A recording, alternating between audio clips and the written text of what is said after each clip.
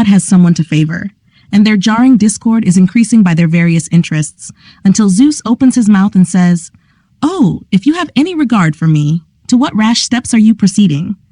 Does any one of you seem to himself so powerful as to overcome even the fates? By the fates has Aeolus returned to those years which he has spent. By the fates ought the sons of Callirrhoe to become young men, and not by ambition or by dint of arms. And do you too endure this as well with a more contented mind? For even I am governed by the fates. Could I but change them? Declining years should not be making my son Acus to bend beneath them. And Rhadamanthus should have the everlasting flower of age, together with my son Minos, who is now looked down upon on account of the grievous weight of old age, and does not reign with the dignity with which once he did." The words of Zeus influenced the divinities, and no one continued to complain when they saw Rhadamanthus and Acus and Minos weary with years. Minos, who, when he was in the prime of life, had alarmed great nations with his very name. Then, however, he was enfeebled by age, and was alarmed by Meletus, the son of Dione, exulting in the strength of youth, and in Phoebus as his sire, and though believing that he was aiming at his kingdom, still he did not dare to drive him away from his native home. Of his own accord, Meletus, thou didst fly, and in the swift ship thou didst pass over the Aegean waters, and in the land of Asia didst build a city, bearing the name of its founder. Here Cyane, the daughter of the river Meander, that so often returns to the same place, while she was following the windings of her father's bank, of a body excelling in beauty, being known by thee, brought forth a double offspring, Byblis, with Caunus her brother. Byblis is an example that damsels only ought to love what it is allowed them to love. Byblis, seized with a passion for her brother, the descendant of Apollo, loved him not as a sister loves a brother, nor in such a manner as she ought. At first, indeed, she understands nothing of the flame, and she does not think that she is doing wrong in so often giving him kisses and in throwing her arms round the neck of her brother. And for a long time she herself is deceived by this resemblance of natural affection. By degrees this affection degenerates, and decked out, she comes to see her brother, and is too anxious to appear beautiful, and if there is any woman there more beautiful, she envies her. But, as yet, she is not fully discovered to herself, and under that flame conceives no wishes, but still, inwardly she is agitated. At one moment she calls him sweetheart, at another, she hates the mention of his relationship, and now she prefers that he should call her Byblis rather than sister. Still, while awake, she does not dare admit any criminal hopes into her mind, but when dissolved in soft sleep, she often sees the object which she is in love with. She seems to be even embracing her brother, and she blushes, though she is lying buried in sleep. Slumber departs. For a long time she is silent, and she recalls to memory the appearance of her dream, and thus she speaks with wavering mind. "Ah, wretched me! What means this vision of the silent night? How far am I from wishing it real? Why have I seen this dream? He is indeed beautiful, even to envious eyes. He pleases me too, and were he not my brother, I could love him, and he would be worthy of me. But it is my misfortune that I am his sister. So long as I strive, while awake, to commit no such attempt, let sleep often return with the like appearance. No witness is there in sleep, and yet there is the resemblance of the delight. O Aphrodite and winged Eros, together with thy voluptuous mother, how great the joys I experienced! How substantial the transport which affected me! How I lay dissolved in delight throughout my whole marrow! How pleasing to remember it, although short-lived was that pleasure, and the night sped onward rapidly, and was envious of my attempts at bliss. Oh, could I only be united to thee by changing my name, how happily, Caunus, could I become the daughter-in-law of thy father! How happily, Caunus, couldst thou become the son-in-law of my father! Oh, that the gods would grant that all things were in common with us, except our ancestors. Would that thou wast more nobly born than myself. For this reason, then, most beauteous one, thou wilt make some stranger whom I know not a mother. But to me, who have unhappily got the same parents as thyself, thou wilt be nothing more than a brother. That tie alone we shall have which bars all else. What then do my visions avail me? And what weight have dreams? And do dreams have any weight?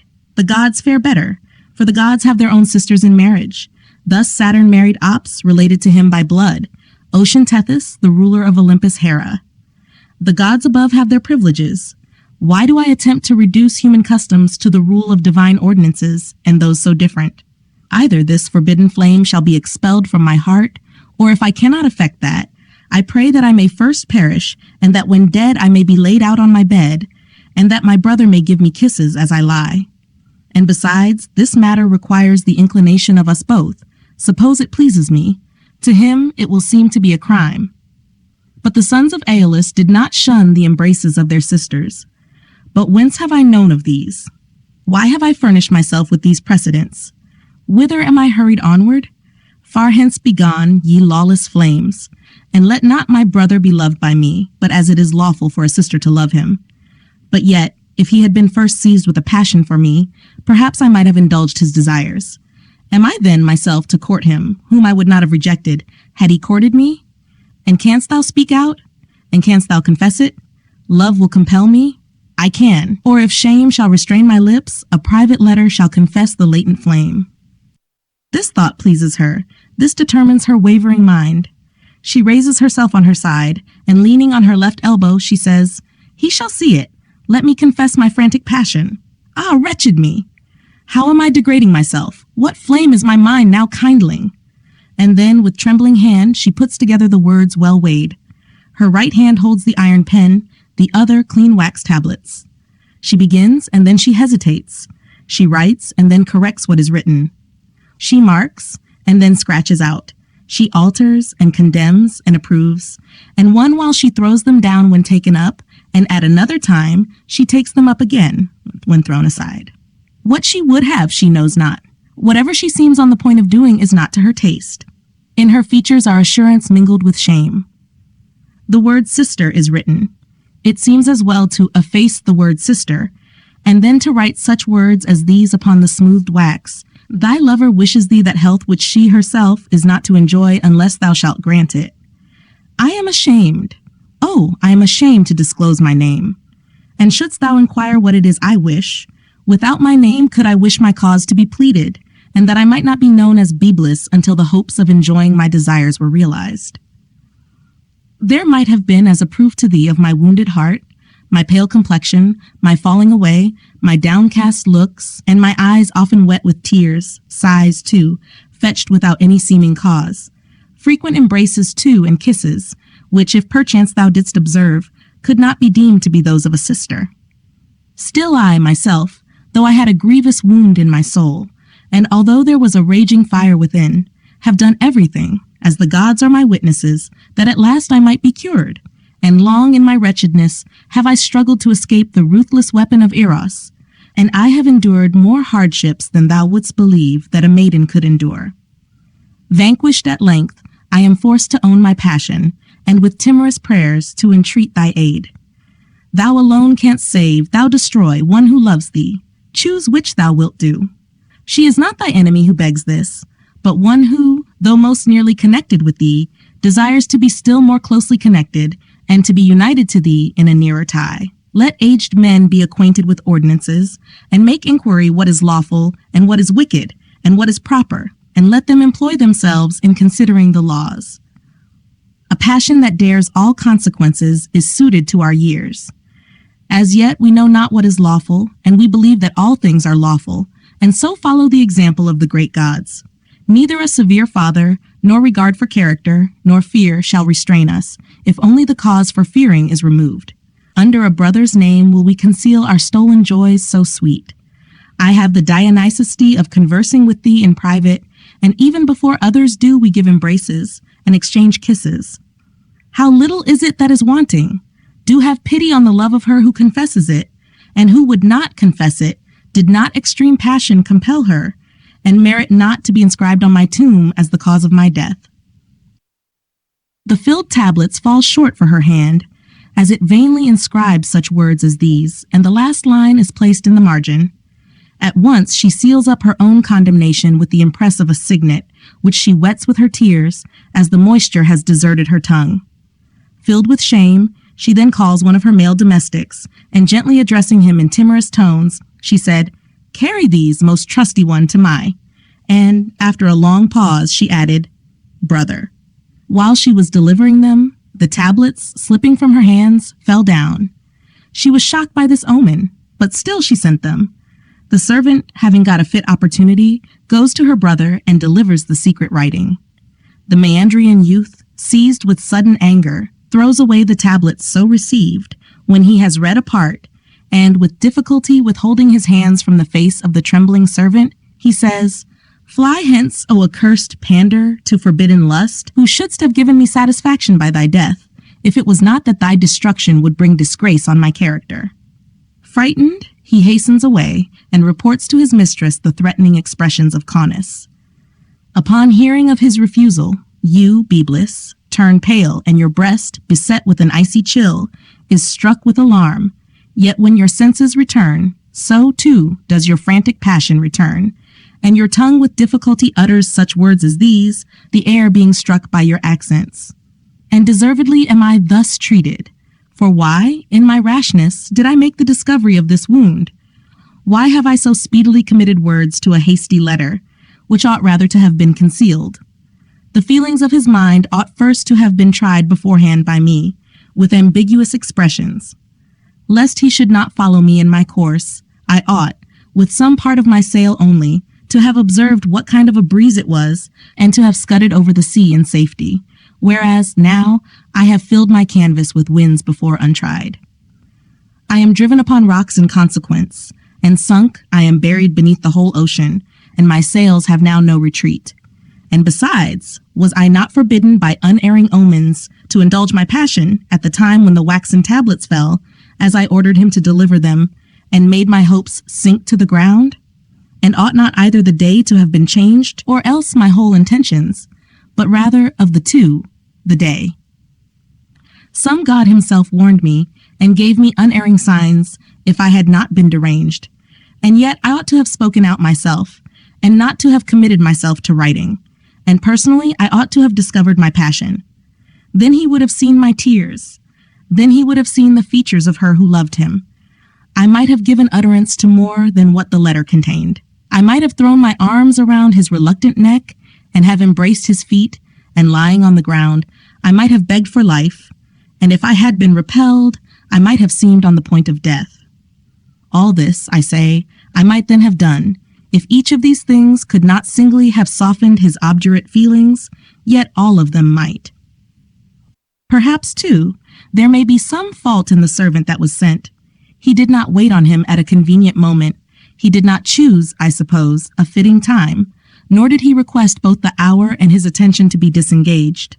'Tis this that has undone me, for he was not born of a tigress, nor does he carry in his breast hard flints, or solid iron, or adamant, nor yet did he suck the milk of a lioness. He will yet be won. Again must he be attacked, and no weariness will I admit of in the accomplishment of my design, so long as this breath of mine shall remain. For the best thing, if I could only recall what has been destined, would have been not to have made the attempt. The next best thing is to urge the accomplishment of what is begun. For he cannot, suppose I were to relinquish my design, ever be unmindful of this my attempt. And because I have desisted, I shall appear to have desired for but an instant, or even to have been trying him, and to have solicited him with the intention to betray. Or at least, I shall be thought not to have been overcome by this god, who with such intensity now burns, and has burnt my breast, but rather by lust. In fine, I cannot now be guiltless of a wicked deed.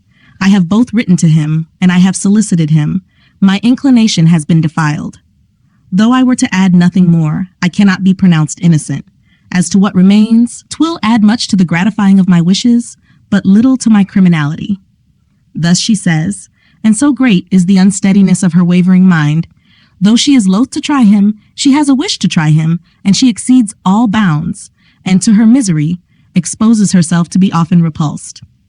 At length, when there is now no end to this, he flies from his country in the commission of this crime, and founds a new city in a foreign land. But then they say that the daughter of Miletus, in her sadness, was bereft of all understanding. Then did she tear her garments away from her breast, and in her frenzy beat her arms. And now she is openly raving, and she proclaims the unlawful hopes of unnatural lust. Deprived of these hopes, she deserts her native land and her hated home, and follows the steps of her flying brother. And as the Ismarian Bacchanals, son of Semele, aroused by thy thyrsus, celebrate thy triennial festivals as they return, no otherwise did the Bubasian matron see Byblis howling over the wide fields, leaving which she wandered through the country of the Carians and the warlike Leleges and Lycia. And now she has left behind Cragos and Limera and the waves of Xanthus and the mountain in which the Chimera had fire in its middle parts, the breast and the face of a lioness and the tail of a serpent. The woods at length fail thee, when thou, Byblis, wearied with following him, dost fall down and laying thy tresses upon the hard ground, art silent, and dost press the fallen leaves with thy face. Often, too, do the Lelegian nymphs endeavor to raise her in their tender arms. Often do they advise her to curb her passion, and they apply consolation to a mind insensible to their advice. Silent does Byblis lie, and she tears the green herbs with her nails, and waters the grass with the stream of her tears. They say that the naiads placed beneath these tears a channel which could never become dry. And what greater gift had they to bestow? Immediately as drops from the cut bark of the pitch tree, or as the viscid bitumen distills from the impregnated earth, or as water which has frozen with the cold, at the approach of Favonius, gently blowing, melts away in the sun, so is Byblis, the descendant of Phoebus, dissolving in her tears, changed into a fountain, which even now in those valleys bears the name of its mistress, and flows beneath a gloomy oak.